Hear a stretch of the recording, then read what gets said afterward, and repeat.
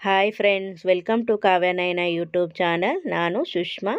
ಬನ್ನಿ ಇವತ್ತು ಉತ್ತರ ಕರ್ನಾಟಕದ ಸ್ಪೆಷಲ್ ಜೋಳದ ವಡಿ ಯಾವ ಥರ ಮಾಡೋದು ಅಂತ ನೋಡೋಣ. ನೋಡಿ, ನಾನು 1 ಕಪ್ಪು ಜೋಳದ ಹಿಟ್ಟು ತಗೊಂಡಿದ್ದೀನಿ, ಅರ್ಧ ಕಪ್ಪು ಗೋಧಿ ಹಿಟ್ಟು, 1/4 ಕಪ್ಪು ಅಕ್ಕಿ ಹಿಟ್ಟು, ನೋಡಿ 3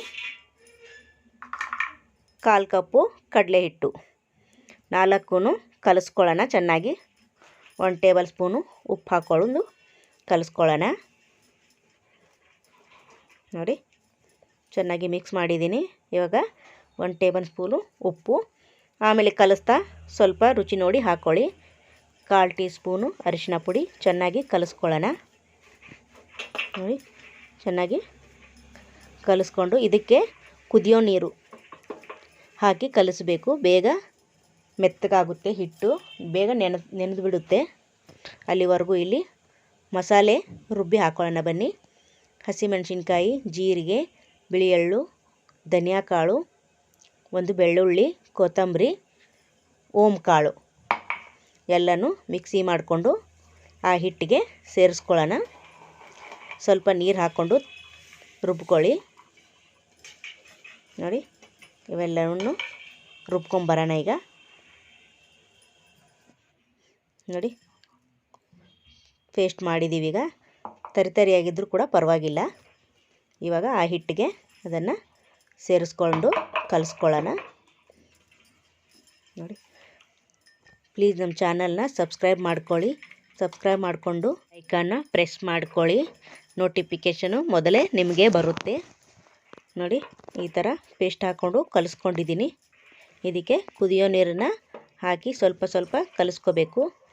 ನೋಡಿ, ಈ ಥರ ಹಿಟ್ಟು ಹದವಾಗಿ ಬಂದಿರಬೇಕು. ನೋಡಿ, ಸ್ವಲ್ಪ ಸ್ವಲ್ಪನೇ ಹಾಕ್ಕೊಂಡು ಕಲಿಸ್ಕೋಬೇಕು. ನಾವು ದಿನ ರೊಟ್ಟಿ ಮಾಡಲಿ ಬಿಸಿನೀರು ಹಾಕಿ ಕಲಸಿ ನಮಗೆ ಅಭ್ಯಾಸ ಇದೆ. ನೀವು ಹುಷಾರಾಗಿ ಕಲಿಸ್ಬೇಕು.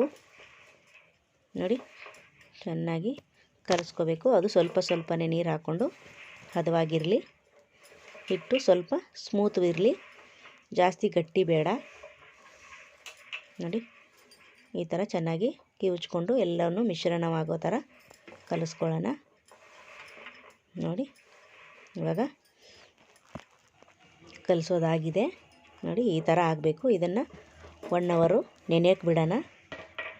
ನೋಡಿ, ಡಬ್ಬದಲ್ಲಿ ಹಾಕಿ ಮುಚ್ಚಳ ಮುಚ್ಚಿ 1 ಅವರು ನೆನೆಯಲು ಬಿಡೋಣ. ಇದನ್ನು ಅಲ್ಲಿವರೆಗೂ ಎಣ್ಣೆ ಬಿಸಿ ಇಟ್ಕೊಳ್ಳೋಣ.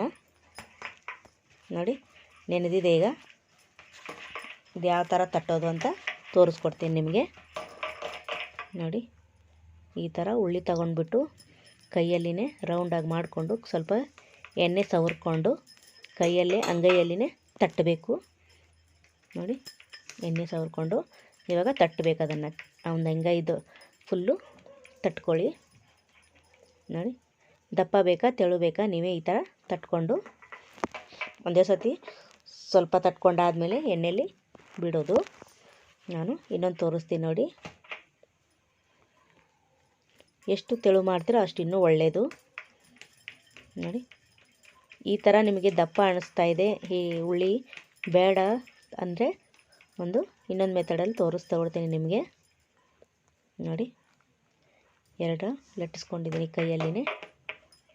ನೋಡಿ, ಇವಾಗ ಇನ್ನೊಂದು ಮೆಥಡಲ್ಲಿ ತೋರಿಸ್ತೀನಿ. ನೋಡಿ, ಕೈಗೆ ಹಿಟ್ಟು ಹಚ್ಕೊಂಡು ಒಂದು ಪೇಪರಲ್ಲಿ ಉಳ್ಳಿನ ಎಣ್ಣೆಯಲ್ಲಿ ಅದ್ಬಿಟ್ಟು ಇನ್ನೊಂದು ಪೇಪರ್ನ ಇದ್ರ ಮೇಲೆ ಹಾಕಿ ಒಂದು ಪ್ಲೇಟಿನ ಸಹಾಯದಿಂದ ನೋಡಿ ಈ ಥರ ಹಾಕ್ಕೊಂಡು ಇವಾಗ ಪ್ಲೇಟಿನ ಸಹಾಯದಿಂದ ನೋಡಿ ಅಗಲವಾಗಿ ಮಾಡ್ಕೊಳ್ಳೋಣ.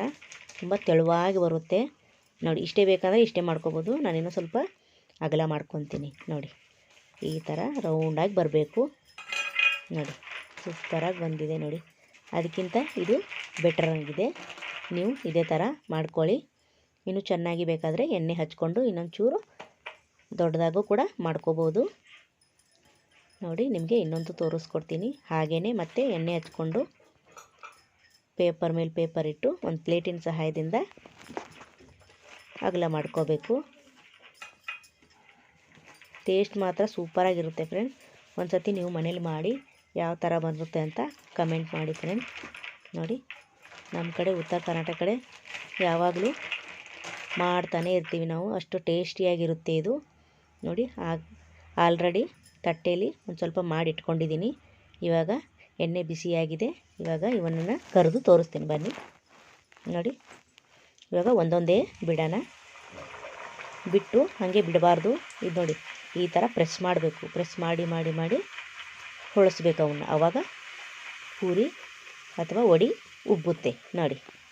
ಸೂಪರಾಗಿ ನೋಡಿ ಬಲೂನ್ ಥರ ಉಬ್ಬಿದೆ ನೋಡಿ.